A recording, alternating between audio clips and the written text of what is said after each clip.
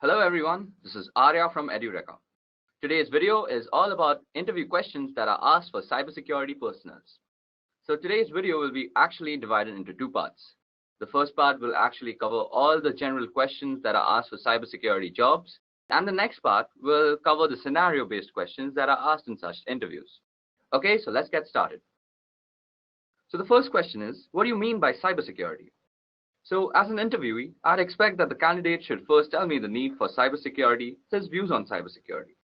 So the candidate should be like this. Today's generation lives on the internet, and we general users are almost ignorant as to how those random bits of ones and zeros reach securely to our computer. For a hacker, it's a golden age. With so many access points, public IPs, and constant traffic, and tons of data to exploit, black hat hackers are having one hell of a time exploiting vulnerabilities and creating malicious software for the same. Above that, cyber attacks are evolving by the day. Hackers are becoming smarter and more creative with their malware, and how they bypass virus scans and firewalls still baffle many people. Therefore, there has to be some sort of protocol that protects us against all these cyber attacks and makes sure our data doesn't fall into the wrong hands. This is exactly why we need cybersecurity. Now for defining cybersecurity, here goes. Cybersecurity is a combination of processes, practices, and technologies designed to protect networks, computers, programs, data, and information from attack, damage, or unauthorized access. Okay, so moving on to the next question is, what do you have on your home network?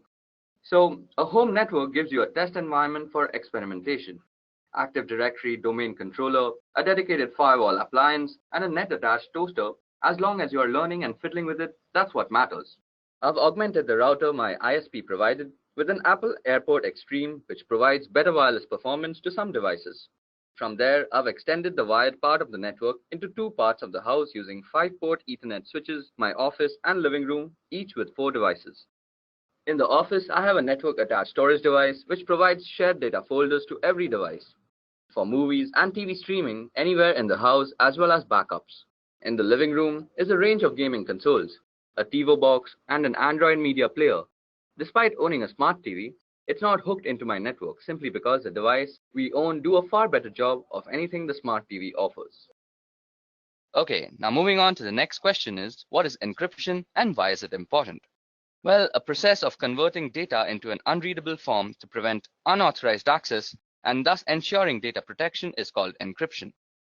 Encryption is important because it allows you to securely protect data that you don't want anyone else to have access to.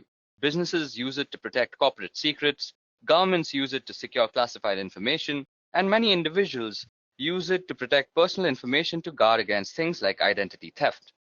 Okay, so that explains encryption and why it is important. Moving on, tell me the difference between symmetric and asymmetric encryption. Okay, so if we compare on the basis of keys, symmetric encryption has the same secret key for both encryption and decryption, whereas asymmetric uses different keys for encryption and decryption purposes. Performance-wise, symmetric encryption is fast but is more vulnerable, while asymmetric encryption is slightly slower due to high computation. Some examples of symmetric are DES and 3DES, while asymmetric, the most popular is RSA and Diffie-Hellman. Okay, so time for the next question. So what is the CIA triad? Now, in this question, the candidates should explain what is CIA triad and what it is used for. So here's the answer. The CIA triad for information security provides a baseline standard for evaluating and implementing information security, irrespective of the system and/or organization in question, where confidentiality is all about making sure that data is accessible only to its intended individual. Measures undertaken to ensure confidentiality are designed to prevent sensitive information from reaching the wrong people while making sure that the right people can in fact get it. Integrity, on the other hand, is all about making sure that data is kept properly intact without it being meddled with in an unauthorized way. Data must be changed in transit, and steps must be taken to ensure that data can be altered by unauthorized people. These measures include file permission and user access controls. On the topic of availability, well, it is all about making sure that data and computers are available as needed by authorized parties. Moving on to the next question is, what do you understand by risk, vulnerability, and threat in a network? Well, threat refers to someone or something with the potential to do harm to a system or an organization. Moving on, vulnerability refers to a weakness of an asset that can be exploited by one or more attackers. In other words, it is an issue or bug that allows an attack to be successful. Last but not the least, risk refers to the potential for loss or damage when a threat exploits a vulnerability. Okay, the next question is, how do you report risk? Well, risk needs to be assessed first before it can be reported. There are two ways you can actually analyze risk. The first is, it can be either quantitative or qualitative. This approach is suitable for both technical and business guys. The business guys will see the probable loss in numbers, while the technical guys will monitor and assess the impact and frequency. Now, depending on the audience, the risk can then be reported. Moving on, how do you differentiate between IPS and IDS systems? Well, first of all, IDS stands for Intrusion Detection System and IPS is Intrusion Prevention System. Now, IDS just detects the intrusion and leaves the rest to the administrator for assessment and evaluation or any further action. IPS, on the other hand, detects the intrusion and takes necessary actions to further prevent intrusion. Also, there is a difference in the positioning of devices in the network. Although they work on the same concept, the placement is very, very different. Moving on, what do you know about cybersecurity frameworks? Well, cybersecurity framework is a voluntary guidance based on existing guidelines and practices for organizations to better manage and reduce cybersecurity risks. Besides helping associations oversee and decrease probable risks, it was intended to cultivate risk and cybersecurity administration communications among both inner and outer authoritative partners. Most frequently adopted cybersecurity frameworks are PCI DSS, which stands for Payment Card Industry Data Security Standards, the ISO 27001 and 27002, which is the International Organization for Standardization, then CIS, which stands for Critical Security Control, and the most famous cybersecurity framework is NIST. Moving on to the next question, which is, what is weak information security? Well, information security policy is considered to be weak if it does not meet the criteria of an effective one. The criteria include distribution, review, comprehension, compliance, and uniform. Information security is weak if the policy has not been made readily available for review by every employee within an organization, or the organization is unable to demonstrate that the employees understand the content of the policy document. This is when an information security is considered weak. Moving on to the next question is, what's the better approach of setting up a firewall? Okay, so following are the steps you should take to configure your firewall. The first is a username and password. Modify the default password for your firewall device.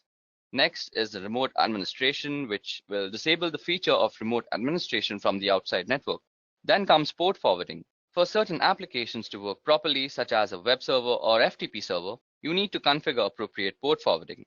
Next comes the DHCP server, which is installing a firewall on a network with an existing DHCP server will cause conflict unless the firewall's DHCP server is disabled.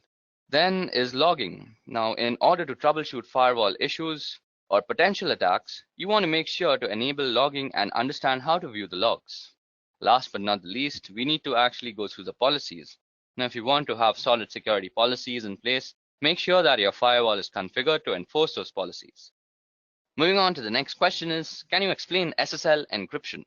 Now, SSL stands for Secure Socket Layer, and it is a protocol which enables safe conversation between two or more parties. It is designed to identify and verify that the person you are talking to on the other end is exactly who they pretend to be.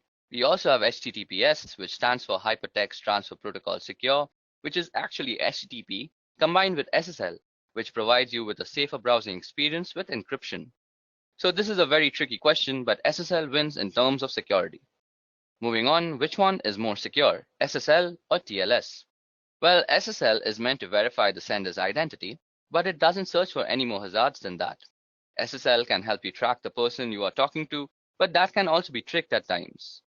TLS is another identification tool just like SSL, but it offers better security features. It provides additional protection to the data, and hence SSL and TLS are often used together for better protection. Moving on, what are salted hashes? Well, salt is actually random data. When a properly protected password system receives a new password, it creates a hash value of that password and adds a random salt value. Then the combined value is stored in its database. This helps defend against dictionary attacks and known hash attacks.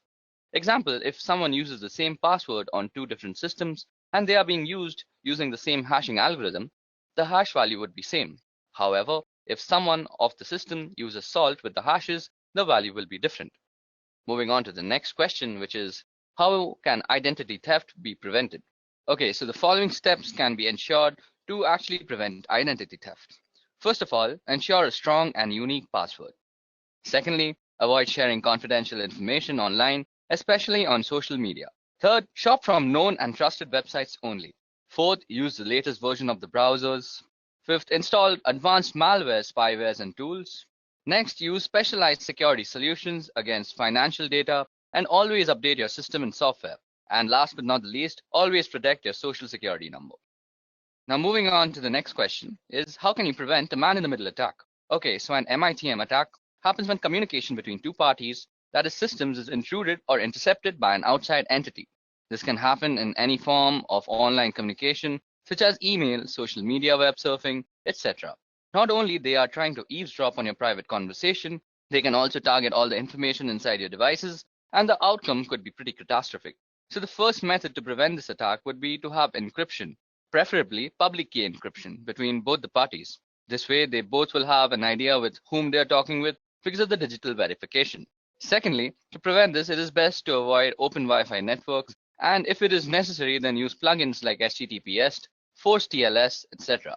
Moving on to the next question, which is, state the differences between encoding, hashing, and encryption. Okay, so the purpose of encoding is to transform data so that it can be properly and safely consumed by a different type of system. That is, example, a binary data being sent over email or viewing special characters on a web page. The goal is not to keep information secret, but rather to ensure it's able to be properly consumed. Examples include ASCII, Unicode, URL encoding, and base64. Now, the purpose of encryption is to transform data in order to keep it secret from others. Example, sending someone a secret letter that only they should be able to read, or securely sending a password over the internet. Rather than focusing on usability, the goal is to ensure that data cannot be consumed by anyone other than the intended recipients. Examples include AES, Blowfish, and RSA. Now, hashing serves the purpose of ensuring integrity. That is, it makes sure that if something has changed, you know that some change has taken place. Technically, hashing takes arbitrary inputs and produces a fixed length of string. Example are SHA-3, MD5, which is now obsolete, and SHA-256, etc. Now, moving on to the next question, which is, what steps will you take to secure a server? Now, Secure Server uses the Secure Socket Layer protocol for data encryption and decryption to protect data from unauthorized interception. Here are 4 simple ways you can actually secure a server. So the first way is that you make sure that you have a secure password for your root and administrator user. The next thing you need to do is to make new users on your system. These will be the users you'll use to manage the system. Step 3 is remove remote access from the default or root administrator accounts. And the last step is to configure your firewall rules for remote access. Okay, so the next question is, what is a DDoS attack and how is it mitigated? Okay, so DDoS stands for Distributed Denial of Service. When a network is flooded with large number of requests, which is not recognized to handle, making the server unavailable to the legitimate request senders. DDoS can be mitigated by analyzing and filtering the traffic in the scrubbing centers, and the scrubbing centers are centralized data cleaning stations wherein the traffic to a website is analyzed and malicious traffic is removed. Okay, so the 20th question is, why do you need DNS monitoring? The domain name system allows your website under a certain domain that is easily recognizable, also keeps the information about other domain names. It works like a directory for everything on the internet. Thus, DNS monitoring is very important since you can easily visit a website without actually having to memorize their IP addresses.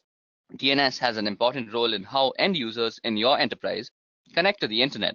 Inspecting DNS traffic between clients' devices and your local recursive resolver could be revealing a wealth of information for forensic analysis. DNS queries can reveal both botnets and malwares connecting to the CNC server. So this is why DNS monitoring is very essential. Moving on, what is a three-way handshake? The TCP three-way handshake in transmission control protocol is the method used by a device on a network to set up a stable connection over an internet protocol-based network. TCP's three-way handshaking technique is often referred to as the SYN, SYNAC, or more accurately SYN, SYNAC, and ACK because there are 3 messages transmitted by the TCP to negotiate and start a TCP session between 2 computers. Moving on to the next question is, what are black hat hackers, white hat hackers, and gray hat hackers? So like all hackers, black hat hackers usually have extensive knowledge about breaking into computer networks and bypassing security protocols. They are responsible for writing malware, which is a method used to gain access to these systems. Their primary motivation is usually for a personal or financial gain, but they can also be involved in cyber espionages, protests, or perhaps just addicted to the thrill of cybercrime. Now, white hat hackers choose to use their power for good rather than evil. Also known as ethical hackers, white hat hackers can sometimes be paid employees or contractors working for companies as security specialists that attempt to find security holes via hacking. They employ the same method of hacking as black hats with one exception, that is they do it with permission from the owners of the system first, which makes the process completely legal. Now there comes grey hat hackers. As in life, they are grey areas that neither black nor white. Grey hat hackers are a blend of both black hat and white hat hackers. Often grey hat hackers will look for vulnerabilities in a system without the owner's permission or knowledge. If issues are found, they will report them to the owner, sometimes requesting a small fee to fix the issue. Okay, now moving on. How often should you perform patch management? Well, patch manage should be done as soon as it is released. For Windows, once the patch is released, it should be applied to all machines not later than 1 month. Same goes for network devices. We should patch it as soon as it is released. And proper patch management process should be followed too. Question number 24. What do you know about application security? Application security is the practice of improving the security of applications using software, hardware, and other procedural methods. Countermeasures are taken to ensure application security, the most common being an application firewall that limits the execution of files or the handling of data by specific installed programs. Moving on to the next question, which is differentiate between penetration testing and software testing. Now, penetration testing helps identify and address the security vulnerabilities, whereas software testing focuses on functionality of the software and not the security aspect. A good penetration tester truly thinks differently than the other two. They don't care about the proper behaviors of the system or software, and they are crafty, looking for that one small chink of vulnerability that was not mitigated. And software security testers generally have a fair amount of crossover, as they usually know the full details of the system or software, and they know how it's supposed to properly behave when properly used, and they can test for a lot of the common end user misbehaviors. Moving on, when to use traceroute or traceroute. So traceroute is a command which can show you the path a packet of information takes from your computer to the one you specify. It will list all the routers it passes through until it reaches its destination, or fails to and is discarded. In addition to this, it will tell you how long each hop from router to router takes. Now, when you connect to a website, say 𝐿2geek.com, the traffic has to go through several intermediaries before reaching the website. The traffic goes through your local router, your internet service provider's router, onto larger networks, and so on. Okay, so moving on to question number 27, which is tell me something about the common cyber attacks that plague us today. I'm going to be discussing 8 cyber threats. Firstly, it's malware. Now, malware is an all-encompassing term for a variety of cyber threats, including Trojans, viruses, and worms. Malware is simply defined as code with malicious intent that typically steals data or destroys something on your computer. Next is phishing. Now, phishing, often posing as a request for data from a trusted third party, phishing attacks are sent via email and ask users to click on a link and enter their personal data. Phishing emails have gotten much more sophisticated in recent years, making it really difficult for some people to discern a legitimate request for information from a false one. Phishing emails often fall into the same category as spam, but are more harmful than just a simple ad. Next is a password attack, and a password attack is exactly what it sounds like. That is a third party trying to gain access to your system by cracking a user's password, usually using some algorithm like brute force, dictionary attacks, or software which is a keylogger. Next is a DDoS attack, and a DOS attack focuses on disrupting the service to a network. Attackers send high volumes of data or traffic through the network until the network becomes overloaded and can no longer function. Next is a man-in-the-middle attack, and a man-in-the-middle attack is an attack where somebody is impersonating the endpoints in an online information exchange. For example, if you're a banking online, the man-in-the-middle would communicate with you by impersonating your bank and communicate with the bank by impersonating you. Next is drive-by downloads, and this is a malware which is actually implanted into a legitimate website, and a program is downloaded to the user's system just by visiting the site. It doesn't require any type of action by the user to actually start to trigger the download. Next is malvertising, and malvertising is actually malicious code which is hidden behind advertisements on websites, and it is also downloaded to your system without your knowledge. Last but not the least is rogue software, which is malware that masquerades as legitimate and necessary security software that will keep your system safe. Okay, so moving on to the next question is what are different OSI layers and what is the job of the network layer? Okay, so OSI or Open System Interconnection is a reference model for how applications communicate over a network. A reference model is a conceptual framework for understanding relationships, and the purpose of the OSI reference model is to guide vendors and developers so the digital communication product and software programs they create can interoperate, and to facilitate a clear framework that describes the function of a network or telecommunication system. The 7 OSI layers are application layer, presentation layer, session layer, transport layer, network layer, data link layer, and the physical layer. Okay, so the network layer is actually used for controlling the operations of the subnet, and the main job of this layer is to deliver packets from a source to a destination across multiple links. Moving on to the next question, which is how would you reset a password-protected BIOS configuration?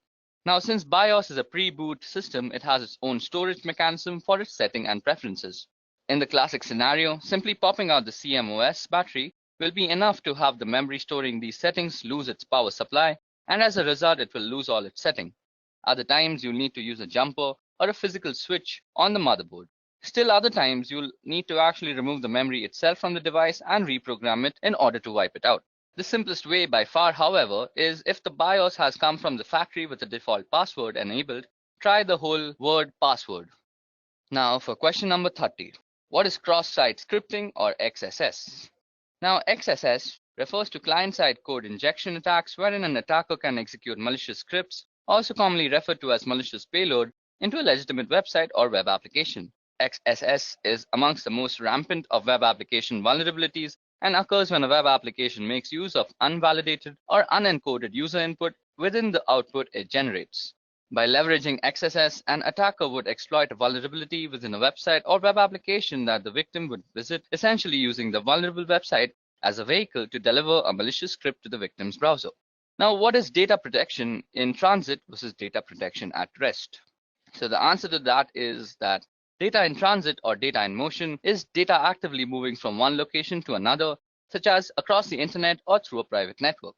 Data protection in transit is the protection of this data while it's traveling from network to network or being transferred from a local storage device to a cloud storage device. Wherever data is moving, effectively data protection measures for in-transit data are critical as data is often considered less secure while in motion. Now, data at rest is data that is not actively moving from device to device or network to network, such as data stored on a hard drive, laptop, flash drive, or archived/stored in some other way. Data protection at rest aims to secure inactive data stored on any device or network. While data at rest is sometimes considered to be less vulnerable than data in transit, attackers often find data at rest a more valuable target than data in motion. The risk profile for data in transit or data at rest depends on the security measures that are in place to secure data in either state. Moving on to question number 32 is tell me the differences between cybersecurity and network security.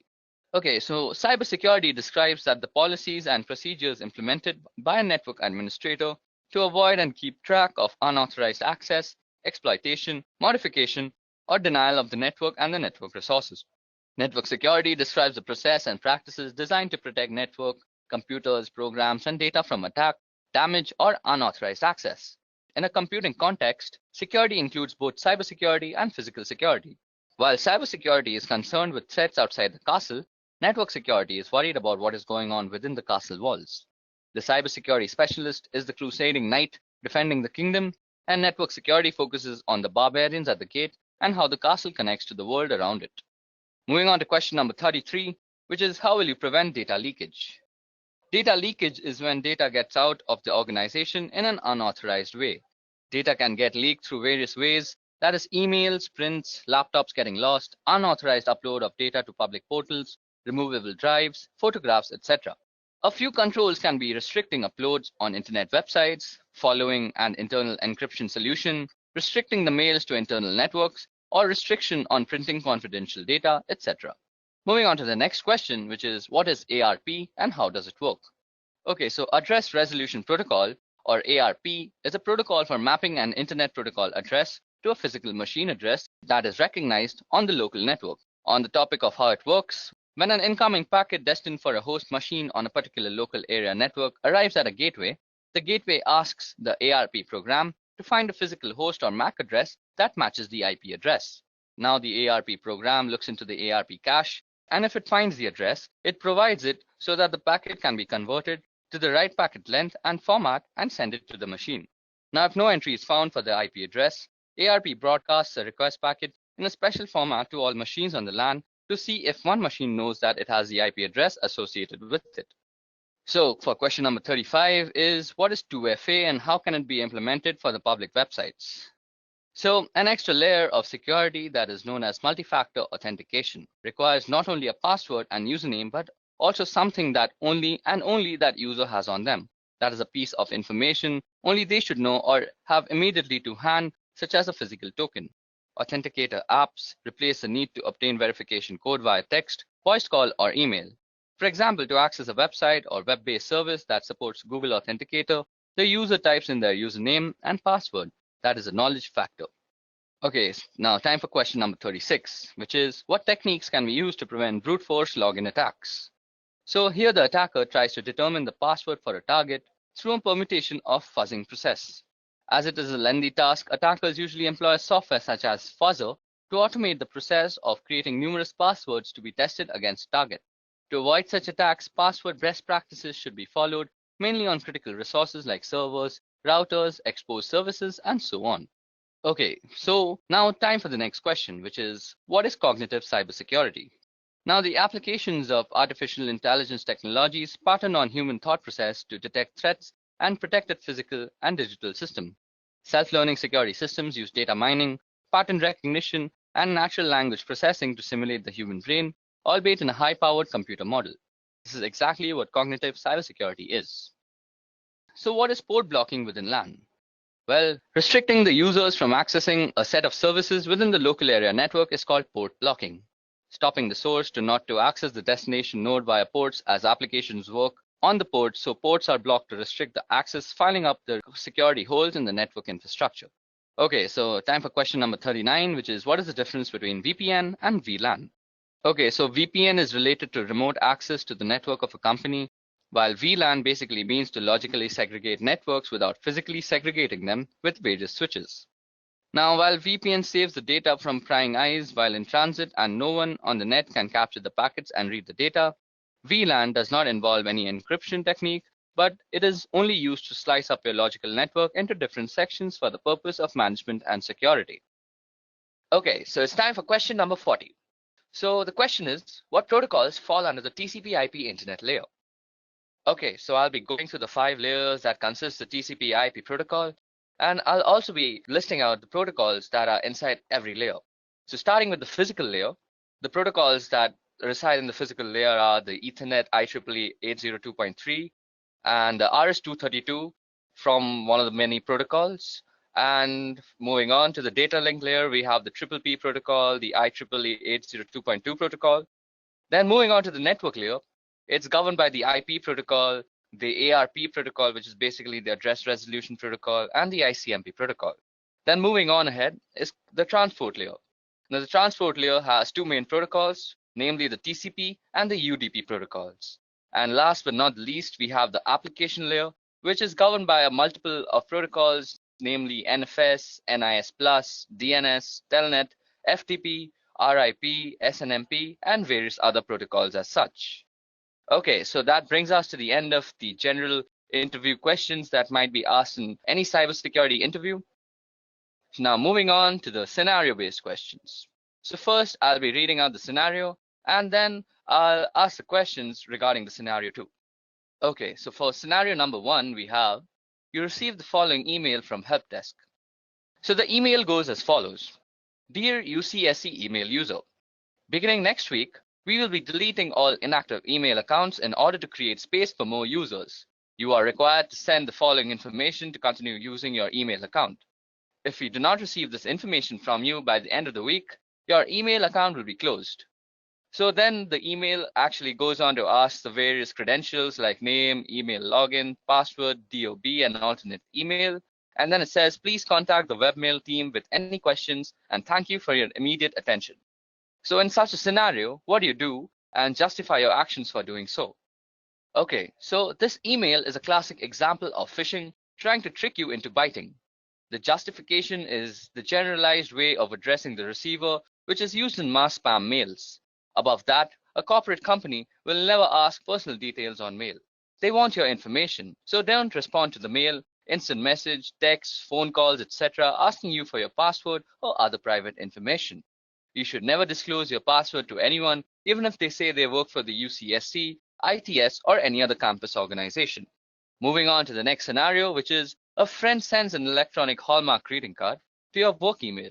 You need to click on the attachment to see the card. What do you do and justify your actions?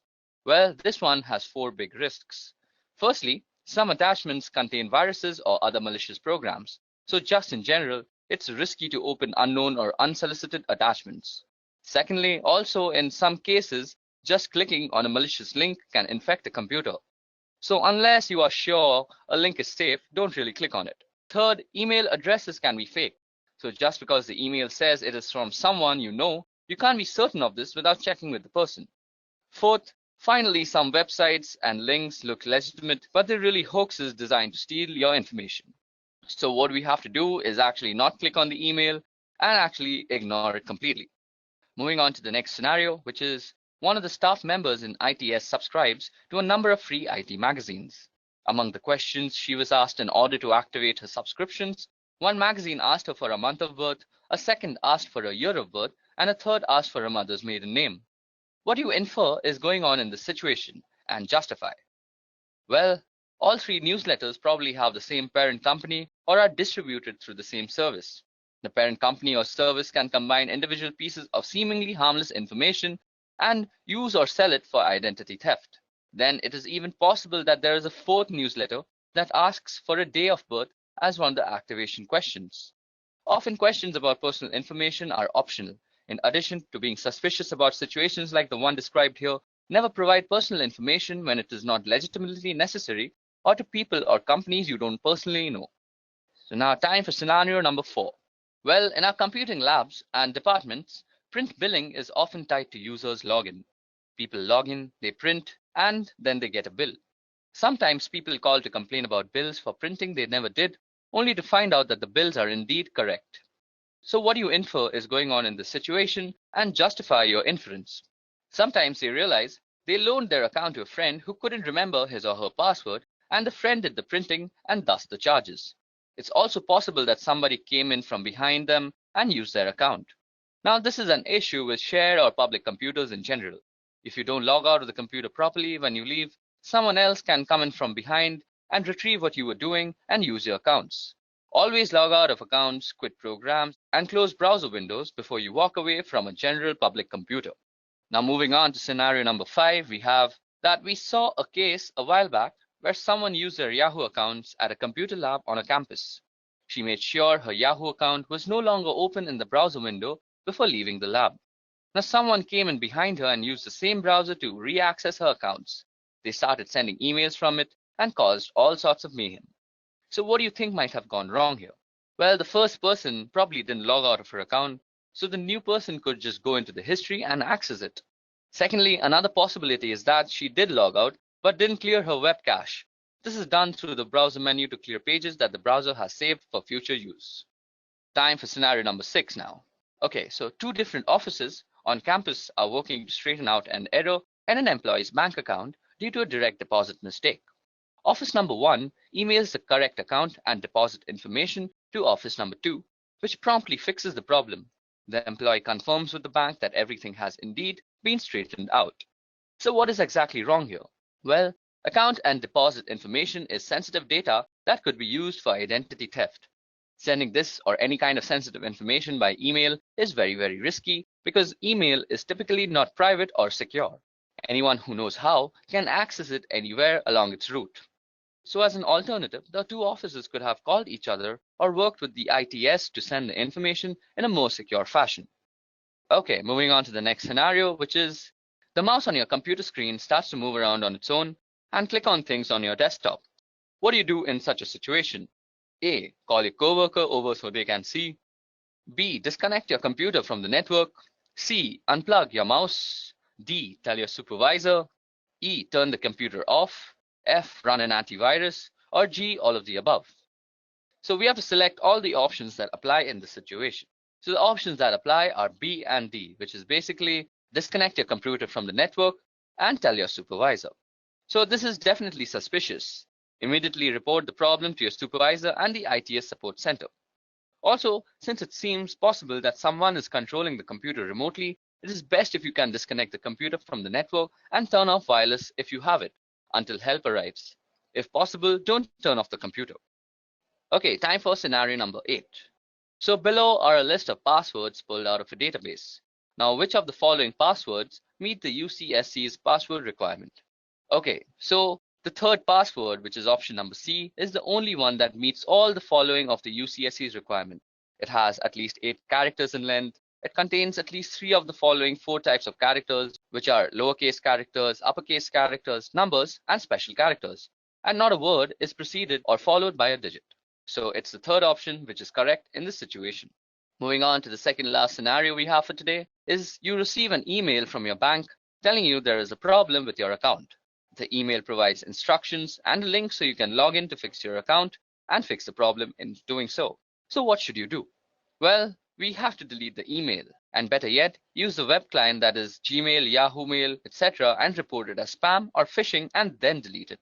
Any unsolicited email or phone call asking you to enter your account information, disclose your password, financial account information, social security number, or any other private or personal information is suspicious, even if it appears to be from a company you are familiar with.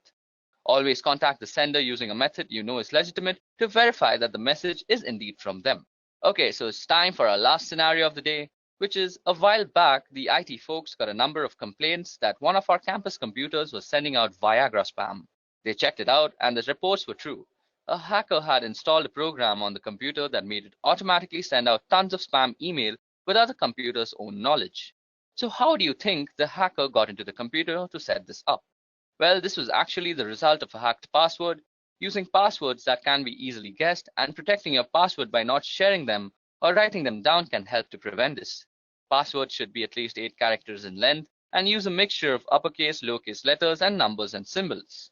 Even though in this case it was a hacked password, other things could possibly lead to this are that out-of-date patches and updates, the lack of an antivirus software or an out-of-date antivirus software, or clicking on an unknown link or attachment, or downloading unknown or unsolicited programs onto your computer.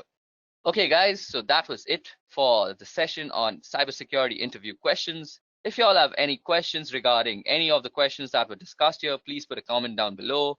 If you all also want the PowerPoint presentation that's shown out here, you all can also comment for that. And if you all want any other cybersecurity related specific interview questions, please do comment for that. I'll make a video on them soon. That's it from me. Goodbye.